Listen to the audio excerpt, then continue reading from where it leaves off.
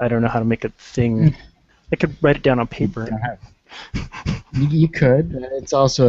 It's a third-party thing here, but hey, we're actually live now. I got to get the hat going because it's all Great. branding and marketing and stuff like that. I'll move you up closer to the camera so I'm not talking to you like this the whole time. So. Fair enough. Now that hey, all, Kurt. Sorry, I was just introing. But hey, all, Kurt Sasso here from Two Geeks Talking, of course, at tgtmedia.com. Apologize for the delay in the website for the last few days. I thought it was the TGT tournament crashing my server, and that probably could have been doing that, but that's beside the point. Servers are back up and running. We're extending the tournament by 2 days, but that's not what you're here for. You're here to actually see an amazing, talented guest on the show. He is a lover of video games. He is going back to a console that is probably long forgotten by many generations that are new to console gaming, but much beloved by those that are in their 30s and or later years. We're joined today by the creator of Atari Parties, Bill Kendrick. How are you doing today, Bill? Hi, Kendrick with a K. Kendrick. Yeah, sorry. Kendrick. That's yes, that same person. So how you doing? I'm doing all right. Yeah, thanks for having me. No, not a problem. You know, when a mutual friend like Steve mentions to me, you got to talk with this person, I have to talk with them because it's usually a very interesting person. But you're coming here because you love Ataris. You love Ataris so much that your wife hasn't noticed your obsession and that you're putting together an amazing party of Atari. No, she helps actually. Oh well, that's good. yeah, and the kids help too. So they're playing games. As they get older, I think they'll help more. But yeah, no, they try until they melt down. Let's talk about this until they melt down. But let's talk about this because the Atari console is much loved by many people of our generation and then some. And maybe the younger generation are coming through and they're actually seeing these strange 8 and 16-bit and 8 and 16-bit consoles and games that they're playing, and they're actually enjoying them. They're not easy games by any stretch of the imagination. I remember. I mean, if you think about some of the earliest games, like your Space Invaders and Asteroids and stuff, part of the objective of the game was to be easy and fun enough to get people to play, but just hard enough to get them to keep pumping quarters in over and over again. So they're difficult, and they have no end most of the time. Until they get to the kill screen or whatever. So, but yeah, no, that's an interesting point. Like you look around the gaming environment out there, which I honestly don't very much these days. I kind of stopped after the PlayStation 2. I picked up a Wii because I really wanted one, but I haven't actually gone much further than that. I've been too busy with work and kids and stuff, and Ataris apparently. And you've got your Pac-Mans and you've got your Space Invader icons and you've got all these different mobile phone games that have the 8-bit style, so to speak. And it all does kind of harken back to the original, the first video games back in the late 70s and early 80s. That style kind of like has resurged, as a new art form almost. New games look like old games. And what's interesting is I have a friend that works on mobile and handheld like 3DS and stuff games professionally. And they actually did a really retro style game. They brought it up to PAX and they actually stuck it in. They stuck it in an arcade unit. Like I don't know if they had a PC running it, but they basically made an arcade version. And I talked to him. He said, I'm really thinking. I'm probably not going to have time to do this, and I don't think he did. But he was thinking of basically demaking the game, backporting the game from iOS and 3DS and PC and what have you, back to the Nintendo Entertainment System, because he knows how to program that thing. He had experience as a kid hacking on, like when I first met him, he showed me basically Zelda that he wrote for a cell phone game. I was interviewing him for a job at a cell phone game company, I went to my boss, and she said, "What do you think of him?" I said, I want to marry him. Like, we got to hire this guy. He's so awesome." But he was fiddling around writing Game Boy games as a teenager just because he wanted to do it. He was so much into it. So he's a little bit younger than me, so he doesn't go as far back as Atari. But it's good to see that even just the people who were into NES still keeping the flame going for that kind of stuff. Definitely. I mean, I remember. That's good. The first console I ever. Well, I still have the original Game Boy. I still have the original Game Boy with over 28 games. And that's a total of. Like Wait, let me do the math. Like that. That's at least 90 colors total. Then, if you multiply 4 times. Sorry, I'm an Atari guy. I looked at the Game Boy as a kid, and I said, "What is this cute green crap? Who would want this?" And of course, it just exploded, trounced everyone due to its cheapness and battery life and all those things that people care about, apparently. But you go back to these consoles and you gotta say I mean, we're looking back on it now because it's nostalgia, but it's the fact that they still run, the fact that there's a following for it still shows that the gaming culture, as much as it's quote unquote evolved throughout the decades, there's still those that want to go back to a simpler time where games were difficult, and as you get older, they appear to be more difficult. No, Robotron and Defender were always difficult. I don't think, and Tron, they didn't get more difficult. I think that was physically impossible for those games. But no, I know what you mean. Yeah. You mentioned that people are getting into it. And I'm a big Atari 8-bit computer fan. That was my first home computer. Well, I'm sorry, second home computer, but the first one that was really like usable and good. Before that, I had a Timex Sinclair 1000, which is basically a ZX, whatever, the Sinclair.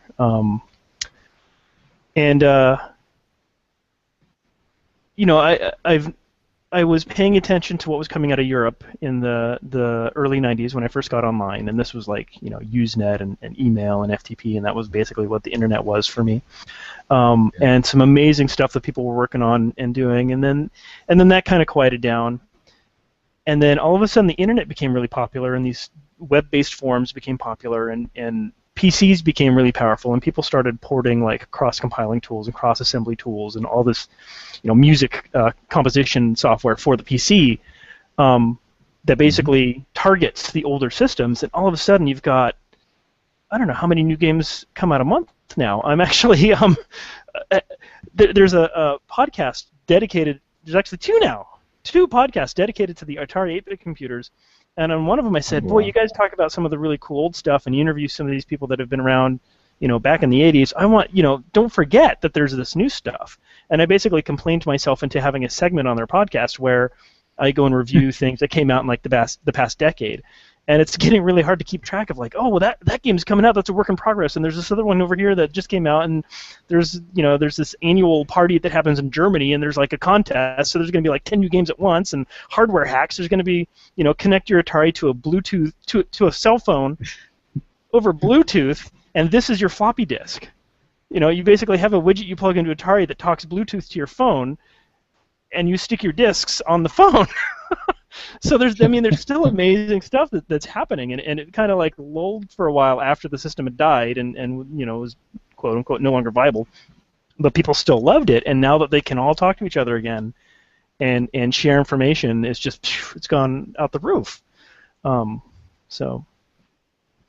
I don't have time to pay attention to the Atari 2600 stuff that's coming out. I mean, that stuff has just been churning out forever. All the homebrew games. I mean, my first Atari party, I invited some friends to come over and bring games, and we did it at the local library. And I got an email the night before from a fellow who was out in Sacramento, and he was just like I think he was like a junior high school teacher, and he's younger than me, I think. And he said, "Yeah, I was wondering if I could bring my Atari and some of my games." I'm like, "Yeah, sure, that's fine." Turns out that he was like probably a pretty well-known homebrew Atari game programmer. So he brought he had a dozen games that he wrote and were sold as cartridges at a website. I'm like, oh my god! And you were just down the street. He's sadly gotten out of it since then. But you know, people kind of came out of the woodwork when I started doing this, and it was kind of amazing to meet some of these people that, you know, I had no idea existed because I haven't had time to pay attention to it.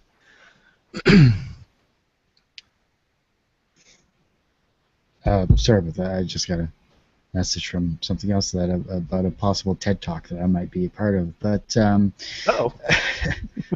a That's local important. talk. TEDx. TEDx. TEDx. Yeah. Sorry. I'm not popular enough to be on TED. Sorry. I should have shaved or something. Sorry. No. Actually, I really should have shaved. That's okay. As long as you got your annual haircut, then it's okay. But Not yet. but when it comes down to it, though, not yet. Not yet. These you've been doing these Atari parties since, I believe you mentioned 2008, 2009. You know, that's a long time to bring over a group of friends, and they tell their friends, and you know, what was the largest Atari party that you've gathered? It goes beyond just friends telling friends. The first one. How about you want the history in 5 minutes of the Atari Party? Yeah, sure. Why not? Okay. So I'm an Atari guy, right? I got the shirt in 98, I think, from an Atari dealer. They don't have these anymore. This is my last one that's getting ruined. No, but so I'm an Atari guy, and one day I'm on Usenet because I'm a big nerd, and this is 2003 or so, and I was on like Rec Games. Oh, I don't even remember, video something, one of those old Usenet groups, and I saw a post for something called the Vintage Computer Festival, VCF. I think it was 7.0 at the time. It was the seventh one. I'd never heard of it at that point, and it was happening down in Mountain View, which is about 2 hours away from Davis, which is where I was then and where I am now. A couple of years in between, I was actually in Mountain View, but I looked at it. I'm like, oh, cool. There's going to be like a PDP-11 and this, that, and the other, and oh, Commodore 64 and Apple II, and hey, where's the Atari? So I emailed the guy that runs it, and I said, I'll bring some Atari computers. And he goes, okay, whatever. And I think I might have even actually had to pay money to have a table there. I think I might have paid like $40 to have a table there. Drove down with an Atari or two and my wife's laptop to boot them off of and to run an emulator and so forth. Stayed over at a friend's house overnight, and it was really enjoyable. It was pretty cool. It was at the Computer History Museum in Mountain View. It used to be Silicon Graphics, SGI's headquarters or something, so really interesting looking building. So that was fun. So I went the next year, and I went the next year, so that's basically 3 years in a row. 2006 comes along, and my wife is pregnant, and we're due in like late November basically, and VCF was happening in probably September, October, so we skipped that one. Next year, 2007, well, now we have an infant, basically, or a toddler. No, I don't think he could walk by then. Skip that one. Next year, it didn't happen, and I go, oh. At that point I was ready. I was ready to go. I'd moved back to Davis. I'm like, I want to set up my Ataris and go to this thing again and have a bunch of fun and meet a bunch of nerds. So it didn't happen. So I started getting this itch. So I asked on Facebook. I said, you know, everybody keeps having these Wii parties. Oh, we can all play 4-player Mario or Mario Kart or sports games or whatever. 4 players is awesome at home, you know. I'm thinking like Atari 2600, hook up paddles. You got 4-player Warlords. You got 4-player Steeplechase. You know. So I made a joke like, well, who wants to have an Atari party? Come to my house, have an Atari party. And I got a lot of people responding, and I started adding them up, and then looking at the square footage of our house that we were renting, which was like less than 900 square feet, and I said, this is not going to happen here. So I help run the Linux user group here in Davis, and have since like '99 when it first started. And so I decided I'll do it at the library where the Linux user group gets held. So I talked to them about it, and they're like, oh, I don't know, video games. I was like, don't worry, I'll try to make it educational, and I'll do it after hours. I'll pay the $10 an hour or whatever to do it for a couple hours after you guys close on a Saturday night or Friday or whatever. I'll probably put some flyers up or something, posted online, the usual suspect places where I post about the Linux stuff. And like 80 or 100 people showed up. goes beyond just my friends. A lot of the friends that said they were totally going to come, like from out of town and stuff, and they never showed up. I haven't seen them since, high school friends or whatever that I hooked up with on Facebook. But all these random people with their kids and stuff came. Oh, Pitfall, Pac-Man, whatever. So I'm like, well, that was cool. Well, let's do this again. So I did it again the next year. And I'm trying to remember, do I do it again the next year? I think I did it 3 years in a row. I don't know. It's all mine. It's all a whirlwind at this point. But then my wife got pregnant with our second kid. So I'm like, well, we'll skip that year. And in the meantime, the libraries around this area, around Sacramento, heard about how awesome my Atari Parties were. They're like, you have to come. You have to come. We'll call it retro gaming for teens, and you can just set up all your Ataris and Nintendos and whatever and have the kids come. I'm like, all right, sure, I'll do that. So I did 3 of those. And then the Digital Game Museum, which is down in Santa Clara, not far from Mountain View and the History Museum and all that, said, we want to throw an Atari Party. It's the 40th anniversary of Atari. So this must have been 2012. 40th anniversary of Atari. We need to throw an Atari Party. And they were going to do it with the public library down in Sunnyvale. And the library's like, no, we don't want to do that anymore. They ended up having Al Alcorn come talk, which I got to go see, which was cool. But they didn't do an Atari Party at the library. But I'll get to that in a minute. So they ended up finding a venue at it was a polytechnical college, which they do lots of art and game design and stuff like that. So they had this giant warehouse room, basically with the garage door style like delivery area in the back to bring all the stuff in. They ended up getting a whole ton of guest speakers, including Al Alcorn and a bunch of people who worked on like 2600 games and stuff like that. They got like a Pong. They got like the third computer space that was ever made, something like that. A couple arcade games. And then they brought other systems, and I brought all my systems. Well, they actually brought them down for me.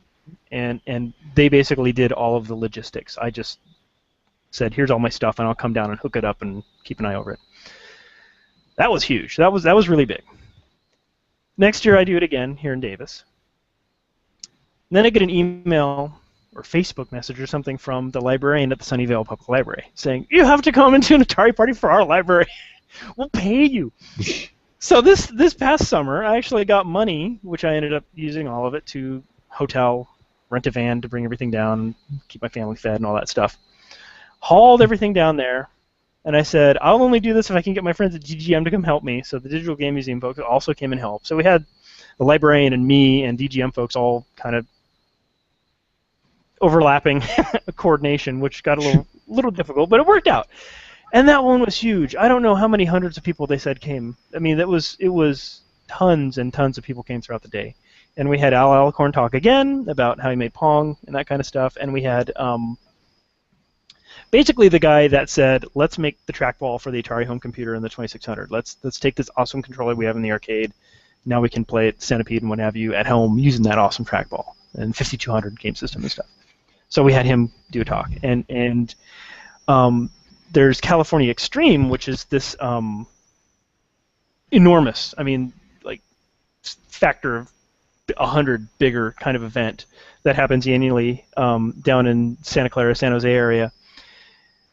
It's basically an entire conference center filled up with arcade games and pinball machines.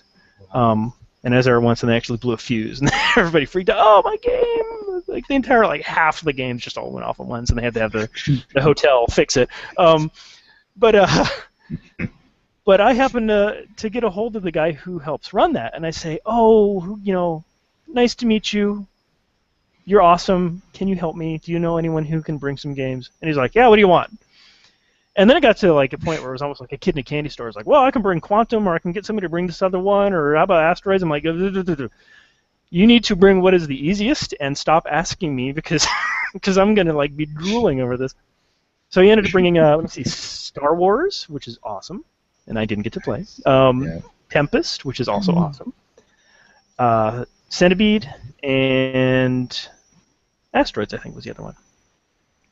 And they had that set up in one area, and they had me and all my game systems, and tons of other people in their game systems, and a whole huge display about the trackball and that kind of stuff, and random prototypes and the holographic Atari game system that they were working on, bits from that. set up. And then DGM had their own display in the front when he first walked in, and then they had Al Alcorn guest speaking. They like basically moved a bunch of tables and chairs and stuff to the fiction section and basically took over a part of the library for that. So they had a huge party. And yeah, it was enormous. And I did a little bit of the advertising, but I think what the library did is the library just went crazy and basically got like everyone in the Bay Area to know about this thing. So yeah, it can range from 80 people to 800 people or whatever that this last one was. So I guess the question is why is the Atari garnering so much attention now? Not just because of promotion or anything like that. What is the draw to the Atari that, say a young kid that didn't grow up with it like we did, what can they gain from playing on an Atari? Well, it's like going to an old car show and seeing the old hot rods from the 50s, or seeing like the Model Ts, or just going to like a history museum and seeing here's like near here, this is kind of agricultural area. There's basically like a tractor museum, and you can look at the earliest tractors, and you're like, damn, that is a hunk of steel right there. That's amazing that they use that, and that's basically what the Atari is. Wow, that is a hunk of aluminum right there, and it's amazing that they use that to play games. But that's the thing is you can't be surprised that the games are still fun, because the games were fun back then, and it's like the games haven't changed. And even though we have more complicated games, like you said before, people play really simple games on their cell phones. In fact, I found a really fun word game on the cell phone that I decided to start porting to the Atari, to the Atari computer. So I've actually demaked a modern casual game back onto the old Atari. For kicks, I guess.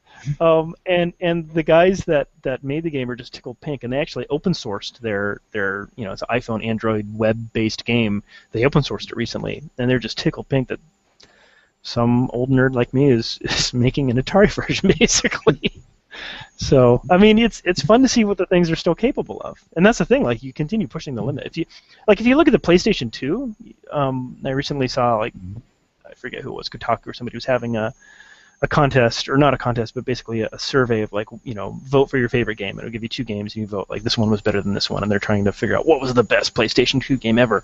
PlayStation 2 was around for like a decade at least, right? I mean, it was. Yeah. When did they kill that system off? It came out in like 99 or 2000, and it just died a couple of years ago. It was. Yeah, it's almost as long as the longevity Atari of 2600. Exactly. Yeah. Yeah. So and that's the thing, it's one of those. Go ahead. I was going to say it's another example. It's just like with the old Atari of people learning more tricks and more ways of doing things on the hardware and with the software that you totally extend the life of it. So, I mean, there are things I can show you that run on the old Atari computer that are like, they would have just blown the minds of the people that designed the hardware to some degree. I think that some of them knew there was like some serious potential in it. If you read some of the early documentation, they're like, if you do this trick, you can get more colors out of it. I'm like, that's exactly what people started doing like 10 years later, and it's like now we've got full color RGB pictures on the old computer. So. When it comes down to it, though, what is it about the Atari then that keeps you so passionate about it? Well, my main love is the Atari computer. I really like the 2600, and it's kind of like the grandfather of the computer. But the 8-bit computer is a real joy to use. Like when I use a computer, I can often get very frustrated with it not doing the right thing. Let's say, or having a mind of its own. I'm starting to see that in my son. He's using my Linux laptop to try to program now. He's learned about a programming language for kids, and he's been using that. Like, just he's addicted to it like crack. And if something doesn't work right, the tears, the waterworks can come out, and it's like, yep, that was me using Windows, man. That's why I became a Linux guy. I got so fed up with these modern computers that try to do stuff and they just fail at it. And if you go back to the old computer, they're so simple, they're so knowable. I mean, one person can know exactly how the entire thing works. I mean, you have a book this big, how big is that? say 200 pages, 150 pages long, that explains what every piece of the hardware does and how the interrupts work and how to make sound and how to how the waveforms and all this math stuff I don't understand works. And that's how you get emulators and stuff. That's how you get people that can sit down and basically take this machine that people put blood, sweat, and tears to design and put together. And now today you can run entirely in software. Or like with the Commodore 64, there's the FPGA-based system. So it's basically a recreation of the hardware in a programmable chip. So it's knowable. It's really knowable, and it's fun to use. And then it's like at my day job, I'm doing PHP and MySQL and Ruby and all this other high-tech stuff, and crunching big numbers and dealing with huge numbers of transactions and money and scalability and keeping a website up for hundreds and thousands of people to use every day. Programming on an old computer is a completely different kind of puzzle. It's I guess it's like playing chess versus playing Sudoku or a crossword puzzle or something. They're just different. They can be completely different levels of a similar kind of activity. Recently, there was a contest to write a game on the Atari 8-bit computer, again my favorite, in 10 lines of code or less of BASIC. Wow. So line 10, line 20, line 30, basically, and you start thinking like, how do I cram more commands? Can I abbreviate that command from like go to just go with a period? That give me one X in there, and incredible stuff was done, and people started like cheating, basically working around the limitations of using the Atari, and they'll use a PC to do certain things. So I started doing that. So I wrote like a script basically to like let me write an Atari program on my Linux laptop and throw it into an emulator to get it to run, and it was just it was so much fun. I cranked out like at first they were starting to tell me, the guy that was running the contest, like, you got to stop because like you've written like 10 out of the 12 games, but then other people started joining in, and it became like I wrote maybe like a third or a quarter, probably a quarter of the games, but because of sheer volume I did win one award out of it, but it was super addictive. I lucked out because my children were actually sleeping at night, and I could sit down. My wife was busy writing or something. Crank out these games on the Atari.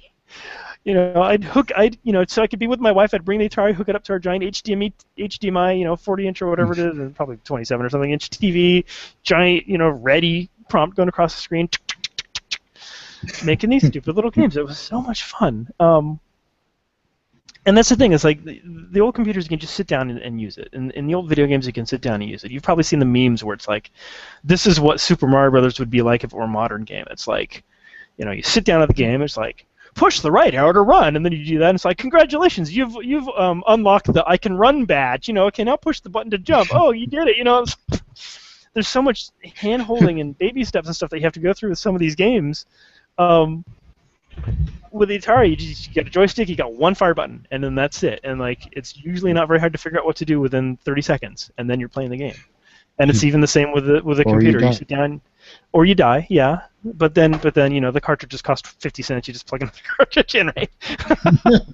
So that's the dangers of becoming a collector. I've tried not to become a collector, and it actually gets hard doing these events because it's like, oh well, I could get a copy of this game that I don't really like because I'm not gonna store it 364 days out of the year for other people to enjoy that much. I need to at least enjoy it myself. E.T. though, I do still keep E.T. I hated E.T. ever since I was a kid, but I still keep it because everybody's heard about E.T. now, right? With the dump dig and all that BS. Yeah. I wonder how much of that was actually staged. And they're like, oh, quick, let's find a box, all these things, throw it in a dumpster, and make a big press thing out of it. It was funny because the dump considered that they owned it. They owned the stuff, and they're going to put it on eBay, I guess, or something. I think they let the people that were there digging like keep maybe 3 copies each of whatever they found or something like that. But basically, they wanted it to be, property of the city. Just because it's garbage doesn't mean you get to take it, I guess. Congratulations, you just won an entire million copy supply of ET. What are you going to do with that? Yeah. Sell it on eBay. Good Yeah. luck. Yeah. Well, because it's covered in But the Amagoro dirt or whatever that is, right? No. Did you ever see that somebody fixed ET recently? no, I It haven't is seen this that. huge, fascinating article. This guy goes into detail. He didn't just like do it and just put it out there. He goes into detail with of here's what I can do here, and if I lower this sprite's resolution, then I get a couple extra bytes, and then I can fix this other bug over here. And he goes into like exactly why the game was so frustrating, hard, and sucked, and then fixes it.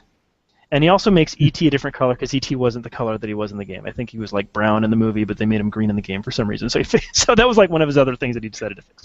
But otherwise, I mean, he made the game actually more playable, which is just and he's doing this with he disassembled the cartridge, right? He disassembled it from the raw bytes on the cartridge to assembly language, and then figured out what it was doing, and then fixed it. So that to me, that's just amazing. And again, that's got to be such a fun puzzle. If you know how to do it, that's got to be so much fun. Well, I guess that's the other challenge for those that are still passionate about making games or fixing games or at least understanding games for that matter on a basic level or at least a programming level. This has got to be like a treasure trove of history as well as a challenge for the limitations that those that created these games in the past truly had. Yeah. I mean, I should know. I forget what famous artist basically said. Like, when you have limitations, you can be more artistic than if you can do basically anything in the world you want. If you restrict yourself to certain limitations, then you become artistic within that scope. I found the same thing. Like I've written a paint program for kids, and if I sit down with GIMP, which is basically like Photoshop or some other really high-end, professional level graphics tool, I sit down there and I go, I don't know what to do. Like I'm not an artist, but if I fiddle around with my program meant for 3-year-olds, it's actually I can start doing some interesting stuff because I start having to think. It's like working in Legos. The other day I made a space shuttle out of Legos for my toddler because I didn't want him having my real one, right? And it was I'm sitting there with this pile of Legos on the ground going like, well, I don't know, how am I going to do this? And I just sat there for like a half an hour, like piecing it together and like, oh, if I do this way, then I can build it that way, and I stick it together. And it's a fun mental challenge to give yourself a little constraint. Like you said, you can look at these old games and learn about the game mechanics and about what is fun basically, because it wasn't the billion or so dollar industry that it is today, but back then it was still a really big big money industry. So if they had a flop, they hurt real bad. So see Pac-Man and ET. But if they had a winner, then boy, they earned the Lamborghinis or whatever they were buying back then. So you have to know what you're doing. What is something that the game industry today can learn from the games of the past? Oh, that's a good question. Like I said, I haven't been paying that much attention, just kind of sitting on the sidelines. But and I feel bad that I haven't had time to look into this a little bit more. But I'm hearing this whole like gamer versus sexism thing, and when I look back at the old games, some of the old games had some unsavory things in them. The bikini-clad women in the race games and that kind of stuff that are just a reflection of the more bad parts of our culture. Boy, that was a sentence. But in the day, the arcade was somewhere where everybody went. It wasn't just for boys. So I think they can learn that there's probably this untapped audience to their games if they do it right. If they focus on things the right way. And because I remember when I went to the arcade, and I was mostly staring at the games, but I didn't look at it and say like, boy, there's no girls here, because there were. You go to the Chuck E. Cheese and stuff, and they were playing the arcade games. And the Atari, obviously. I just saw a picture of a friend from high school. Her and her sister the Atari 2600 on Christmas, and she had to share it with me because of course I'm the Atari friend, right?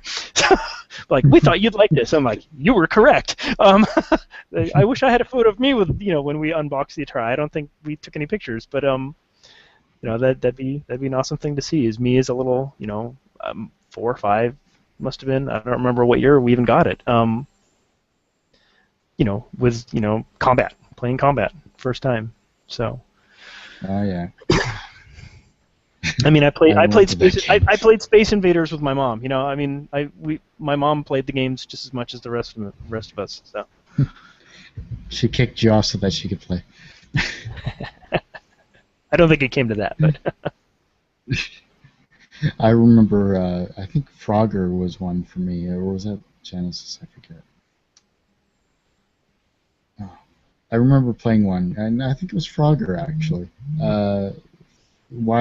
Just way back, and I was just I was at someone's house, the lake house or something like that. They had an Atari because their grandkids liked playing it or something, and I was just an impressionable 7-year-old kid or something like that, and or younger probably, who knows. And I was playing this game. They're like, "Wow, he's really good. He even knew how to change the VCR from flashing 12 to the actual time too." So it was like a dual role. So it's like, but I think overall it comes back to I'm glad that people are finding the Atari passion. They're passionate about games first off, and they're finding that in the Atari system, which is wonderful to see as well too.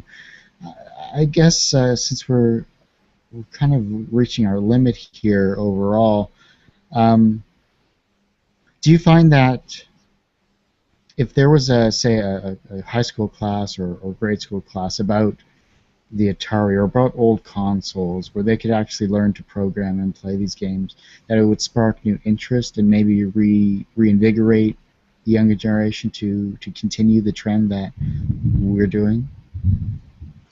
Well, the Atari 2600 is notoriously hard to program, and I would direct people. Well, although there's a basic for it you can use now, which is actually apparently pretty good. But if you want to know the ins and outs of how that thing works and why in a really readable way, I would get Ian Bogust's, I hope I'm saying that right, Racing the Beam, which is a book about how the 2600 works and what they had to do to make those games. And I read that and I'm like, I see all of my games that I've been playing for 30 years as a kid, since I was a kid, in a completely different light now. I knew some of how it had to work, but the depths of what they had to do to get the thing to work was, just outside my grasp of understanding. But I'm actually hold up a flyer. I'm doing there we go. I'm doing a talk on something called Scratch at my aforementioned Linux user group, which is something that I'd heard of a long time ago but never looked at. It's that programming language for kids, and it's basically sprite based. You plop sprites into your little scene, and you write scripts for each sprite to do, and you can have them talk to each other via little message broadcasting and stuff. And they can obviously interact, and if one touches the other, then you can make something happen, like say one of them explodes or whatever. That just starting with something that you can sit down and snap things together is probably today the best way to learn about it, and a language like Scratch is really good for that. In terms of looking back to the old systems, if you're really hardcore and really want to know how that kind of stuff works, then yeah, definitely go do it, because obviously people are still doing it, and people are still talking about it, and people are still updating their cross assemblers and cross compilers and tools for building things. But you don't have to get that deep into it. You can just look at the games and say, like, okay, what is this game? Like look at Asteroids or whatever and say, well, why is this fun? And what can I take out of this game and use when I start making my own games? Like what aspects of it, like when you get a 1-up, how things move compared to each other. Those little kind of details that they had to fine tune once they got the game all put together. That's how you make it fun and something that somebody wants to return to and makes it a lasting game. I mean, we're talking about something that's 35 years old now. Yeah. So and people are still playing Asteroids, you know. Oh, good old days. Yeah. I still remember my Commodore 64. That was some fun times there too. So took me till I'm gonna have 2000. to end this call now. No, just kidding. Oh, sorry. No, just I kidding. was gonna say No, it took me till. Go ahead. Oh, I was gonna say my brother had a C64, and yeah, it had some fun games on that thing. I didn't, you know, I looked at my Atari and I'm like, but it's better, it's faster and it has more colors. Just, you know, it wasn't as popular in certain places, so it didn't get as many damn games. That was it was downfall. Oh well. Is there a website or anything we can go to know more about parties or volunteer or help out to spread the word in the future? Yeah, it's going to be a mouthful. So it's my site where I've done open source stuff. It's newbreedsoftware.com, and then / Atari Party, all one word. Or you can just Google Atari Party and you'll see it. If you look for the one, once you hit the one that says that it's in Davis, California, that's me. Although, you know, obviously I've done the one in Sunnyvale a couple of years, and it doesn't stay still. That's awesome news. Well, you know, I just want to thank you so much for taking the time to do this here. Yeah. Bill, it's been a true pleasure having you on the show, and you know, it's fun to talk games every once in a while, and I hope we can do this more often. Yeah, and that's the thing. Like, I've been telling people, you know, the Atari Party, you can, if you keep it simple, you know, it doesn't have to be Atari Party. It can be your Commodore 64 party or whatever. Keep it simple, and you can do it pretty easily yourself. You know, get a couple friends to come help, set up your stuff, invite the public. You know, keep it free. You don't sell stuff. You know, just do the bare minimum, and then you know, if you have extra time, you can add other bonuses to it, like show a movie or get a guest speaker or whatever. But you know, people are going to come if you have the fun games to look at and be nostalgic over and show their own kids this is what it was like back then. So, because that's exactly what happens. That's awesome. Great stuff there. You know, I hate to say it, but that ends this episode of Two Geeks Talking with, of course, Bill Kendrick from Atari Parties.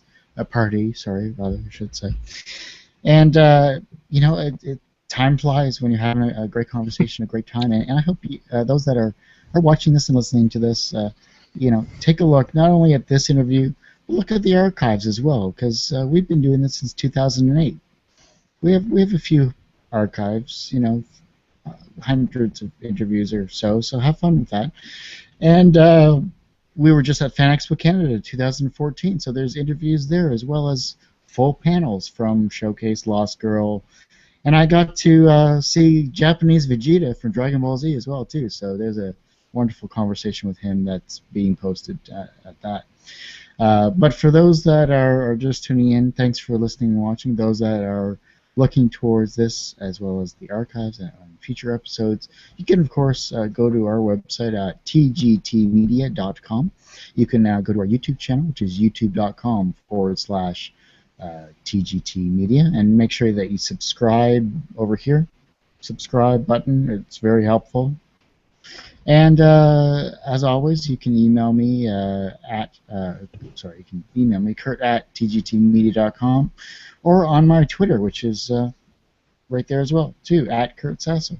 So, you know, I'm very accessible social media-wise, and on the Facebook as well, too. So, search my name, you'll find me, and if you don't, then it's probably some guy from, well, my doppelganger, and we're not going to talk about him. So, there.